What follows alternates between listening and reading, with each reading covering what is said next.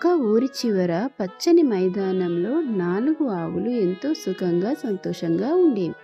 ఇవి ఎప్పుడూ కలిసిమెలిసి గుంపుగానే ఉండేవి కాబట్టి పులులు, సింహాలు వీటి జోలికి రాలేకపోయేవి. కొంతకాలానికి వాటి మధ్యన ఏదో విషయంలో దెబ్బలాట జరిగింది. 4 ఆవులు 4 వైపులా విడివిడిగా గడ్డి మేయడానికి వెళ్ళాయి. పొదల్లో దాక్కుని ఉన్న పులి, సింహం ఇదే సరైన సమయం అనుకుని ఒక్కొక్క దానిని చంపేశాయి. ఐకమత్యంతో ఉన్నప్పుడు 4 ఆవులు ఎంతో సంతోషంగా ఉండేవి.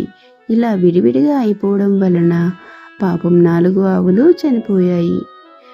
ఐకమత్యమే మహాబలం.